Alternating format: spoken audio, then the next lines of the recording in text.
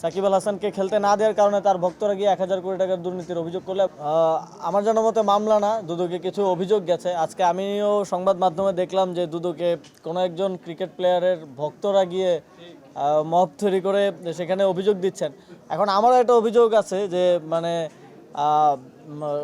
কোনো তখন আমি সরকারের দায়িত্বে থাকাকালীন জুলাই গণঅভ্যুত্থানের বিপক্ষে অবস্থান নেওয়ার কারণে এবং শেখ হাসিনাকে এন্ডোর্স করার কারণে বলেছিলাম এবং সিদ্ধান্ত নিয়েছিলাম যে সাকিব আল হাসান বাংলাদেশের জার্সি পরে বাংলাদেশের পতাকা বহন করার কোনো নৈতিক অধিকার তার নেই। এখন সেটা যদি দুর্নীতি হয়, কাউকে যদি খেলতে না দেওয়া দুর্নীতি হয়, তাহলে সেটার জন্য আমার শাস্তি হোক, আমার কোনো সমস্যা নেই। এখন আমাদের আসলে খুবই হাস্যকর হয়ে যাচ্ছে বিষয়গুলো। সাকিব আল হাসানকে খেলতে না দেওয়ার কারণে তার ভক্তরা গিয়ে 1,000 কোটি টাকার দুর্নীতির অভিযোগ করলো এবং গতকালকে সারাদিন সেটা নিয়ে সব মোটামুটি মিডিয়ায় এক ধরনের মিডিয়া ট্রায়াল চললো। কেউ সেই অভিযোগের কারণটা কি এবং কারা দিয়েছে সেটা কেউ উল্লেখ করলো না, সেটা আজকে গণমাধ্যমে আসলো। এটা খুব দুঃখজনক এবং আমার জানার মতে দুদকে অভিযোগ দেওয়ার প্রক্রিয়াটা খুবই ইজি, যে কেউ গিয়ে অভিযোগ দিয়ে আসতে পারে।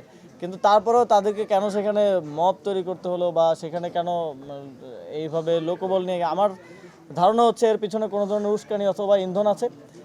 কোনো যদি সুস্পষ্ট কোনো এই ধরনের হাস্যরসাত্মক অভিযোগ ছাড়া যদি কোনো সুস্পষ্ট কারো অভিযোগ থাকে, আমি মনে করি সেটা সে করতে পারে। এটা গণতান্ত্রিক দেশে সবার সে অধিকার আছে।